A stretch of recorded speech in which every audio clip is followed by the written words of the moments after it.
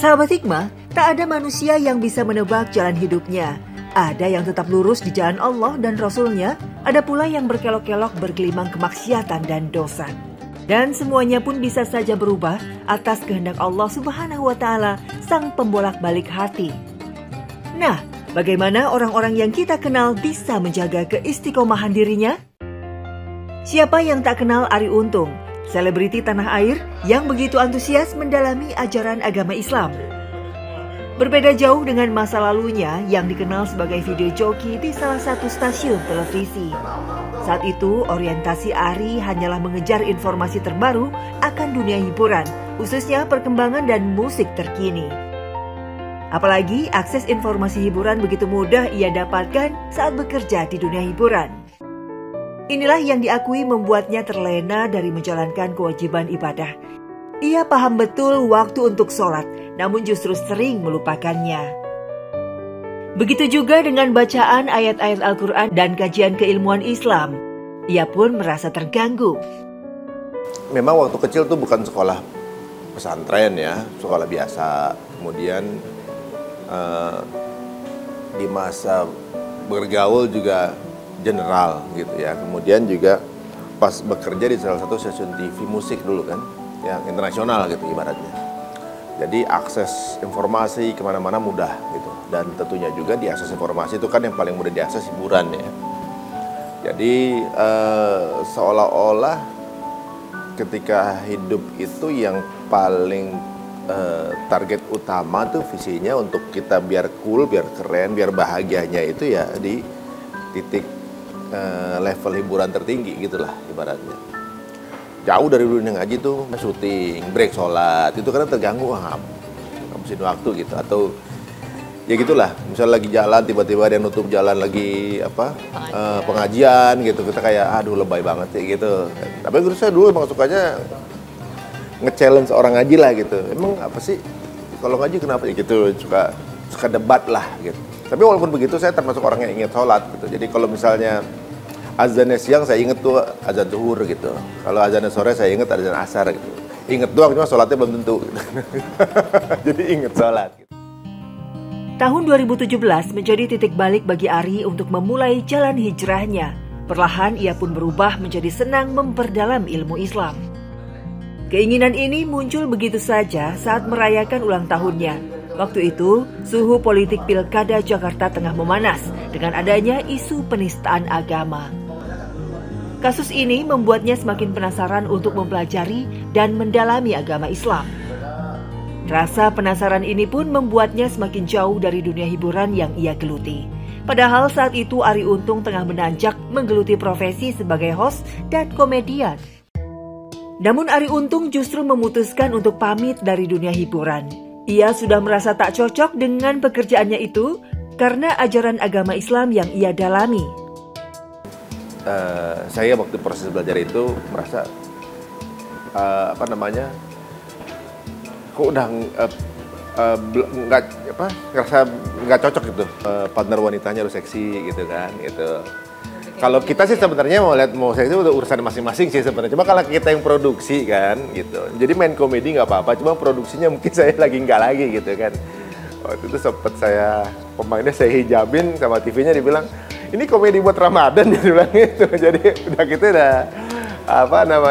itulah momen-momen berat waktu itu kan gitu. Lanjut ini adalah ekonomi, nggak lanjut tapi gimana kita tapi lagi proses belajar juga gitu. Anugerah kemudahan menerima Islam membuat Arie Untung semakin kuat pendirian terhadap ajaran agama ini. Ia juga kerap menyuarakan dakwah melalui postingan di media sosial. Namun, justru cibiran negatif menyerangnya. Tak sedikit orang yang menganggap apa yang dilakukan Arie terlalu berlebihan. Bahkan, ada yang memfitnah bahwa Arie Untung telah terjerumus ke dalam aliran sesat. Arie menanggapi situasi ini dengan kepala dingin. Ia justru memilih untuk melakukan introspeksi diri dan tak menyalahkan orang yang telah menghujatnya. Keteguhan hatinya terhadap agama akhirnya mampu menyadarkan orang yang berpikiran negatif terhadapnya, hingga mendukung langkahnya untuk hijrah. Ya itu ya di situ lah ujiannya gitu kan. Ibaratnya dulu kita pernah mencong, maksudnya ada alang-alang nih, kita babat alas jalan mestinya ke depan, kita miring nih, net gitu. Untuk balik ke jalan itu kita mesti balik lagi kan, gitu. Kita baru jalan ke sini. Nah, baliknya itu kan pasti di proses yang sama. Dulu kita kebanyakan di panggung, disanjung-sanjung. Sekarang di panggung tapi dicela-cela kan itu. Dia pengen bahwa sebagai muslim tuh memang kita harus tahu teguhnya tuh di mana gitu. Jangan sekedar abu-abu. Kalau posisi abu-abu atau netral itu kan kita nggak berpihak pada apapun gitu. Nah, ini dia lebih pengen menyuarakan hatinya untuk pendirian agama dan lain sebagainya. Jadi ketika di sosial media gitu ya, itu banyak banget yang ya benar tadi sok suci, sok apa, ngomongin agama mulu. Masuk dia juga. Urusin bini lo dulu deh atau apa gitu-gitu kan. Nah, tapi ketika saya baca gitu ya, maksudnya postingan-postingan beliau, saya rasa kayak kok nggak ada masalah sebenarnya ya. Dia pengen ngomongin tentang agamanya beliau gitu. Nah, itu kan tidak diperkenankan karena mereka netizen kurang berkenan lah. Ya udah, di situ banyak banget dan salut saya sama dia gitu, karena kok bisa ya. Kalau saya aja mungkin kayak udah nggak mau lagi main sosial media lagi, udah nggak mau apa-apa lagi.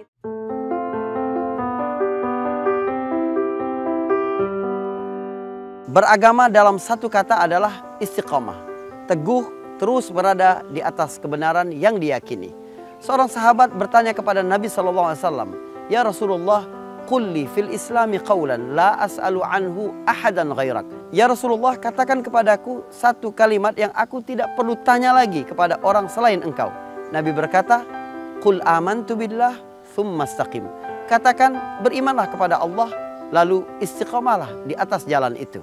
Para ulama melalui hadis ini juga memahami bahwa seluruh buah baik beragama itu baru dapat dirasakan kalau seseorang melakukannya secara istiqamah.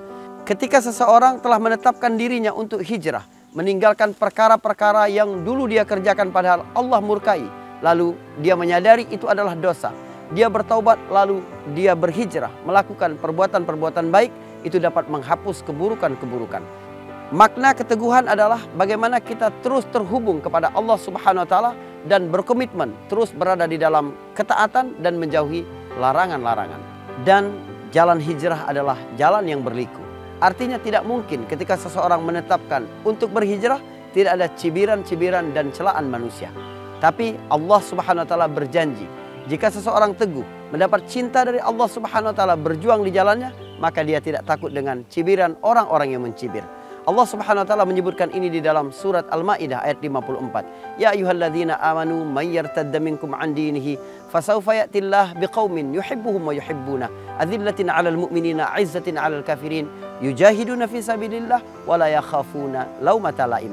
Kaum yang didatangkan Allah Subhanahu wa Ta'ala ketika orang-orang justru murtad, menjauhi Allah Subhanahu wa Ta'ala, mereka ini mencintai Allah dan dicintai oleh Allah.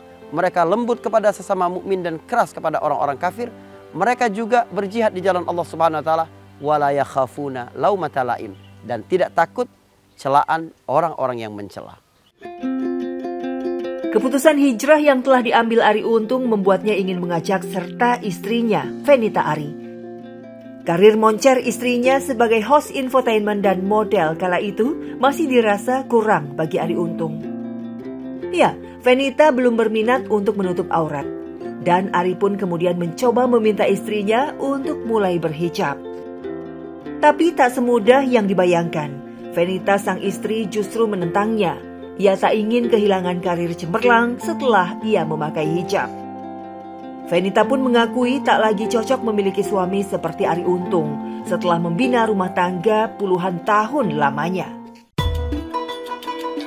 Ya itu dia tadi, mungkin caranya yang salah, mungkin terlalu ngegas, terlalu penyampaiannya terlalu terburu-buru gitu kan. Karena menurut aku ya gimana, pekerjaan ini kan udah dibangun dari bertahun-tahun, bukan sesuatu yang instan, butuh proses. Terus tiba-tiba nyuruh berhijab langsung saat itu. Ya saya bilang saya juga harus butuh proses gitu. Tantangan sang istri membuat Arie menahan diri. Ia tak lagi getol mengejar-ngejar istrinya untuk berhijab. Bagaimanapun, keutuhan rumah tangga mereka tetap menjadi nomor satu. Arie lebih banyak pasrah dan berdoa kepada Allah agar hati Fenita melunak dan dituntun agar kelak bisa menjadi istri yang solehah dari segi akhlak dan penampilan. Hingga suatu hari, sebuah peristiwa yang mereka anggap sebagai teguran sekaligus hidayah Allah pun terjadi.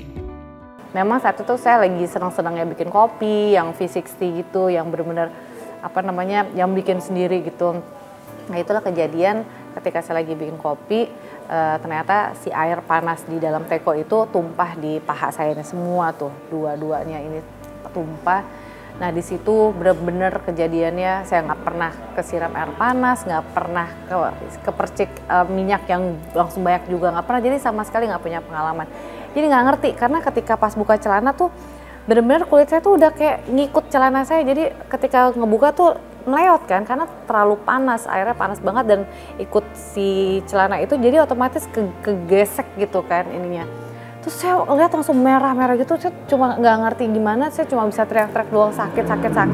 Karena saya nggak kuat, akhirnya saya bilang sama Mas Sari, udah deh kita ke rumah sakit.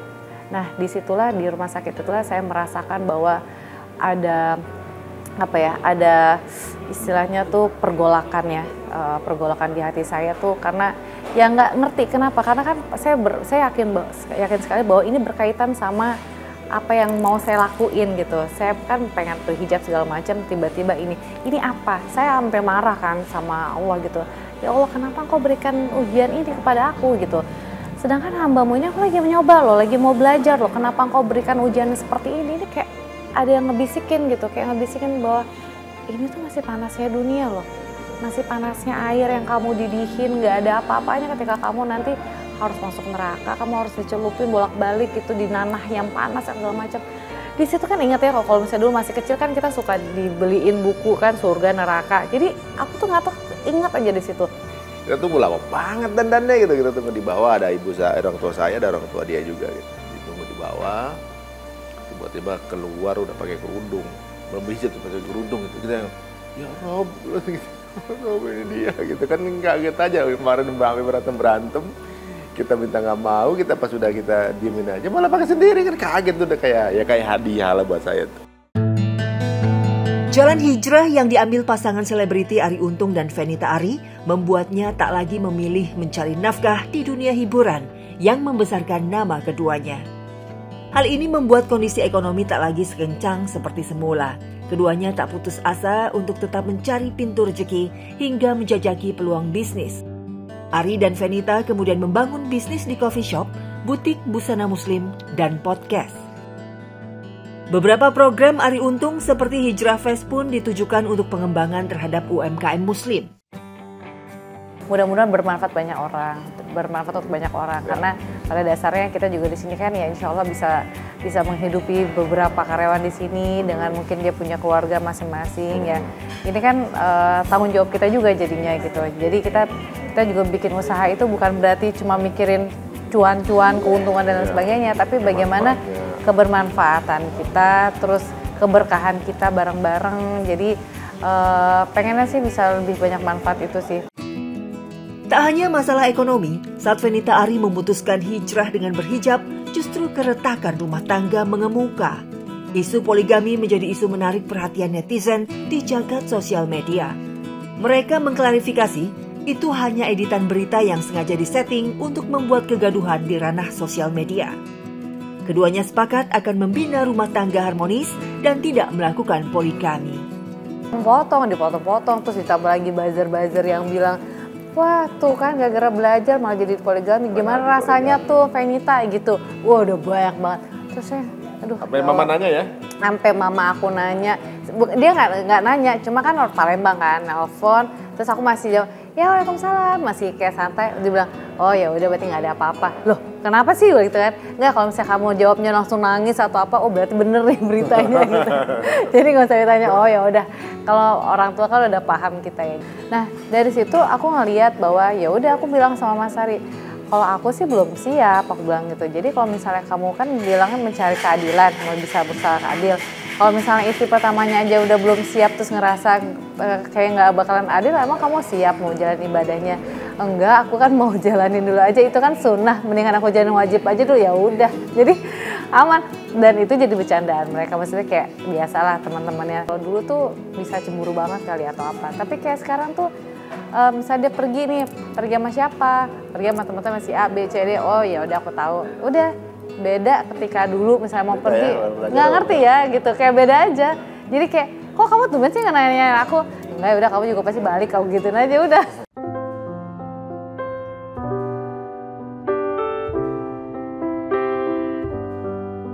Betapa indahnya jika satu keluarga bisa saling menguatkan dalam ketaatan kepada Allah Subhanahu wa taala. Ini adalah syarat rahmat kasih sayang Allah Subhanahu wa taala turun kepada satu keluarga. Allah Subhanahu wa taala menurunkan rahmat kepada seorang laki-laki yang bangun malam untuk sholat, lalu dia mengajak istrinya untuk ikut bersama. Jika istrinya enggan, maka dia percikkan air ke wajahnya. Begitu juga Allah menurunkan rahmat kepada seorang perempuan yang bangun malam untuk sholat, lalu dia mengajak suaminya untuk ikut serta. Jika suaminya enggan, dia percikkan pula dengan air. Lihat bagaimana kedua pasangan saling menguatkan, mendukung, mengajak di jalan Allah Subhanahu wa taala. Memang apapun kesibukanmu di luar, setinggi apapun jabatanmu, tidak meninggalkan tanggung jawabmu di dalam rumah. Karena yang pertama kali harus kita pertanggungjawabkan adalah diri dan keluarga kita.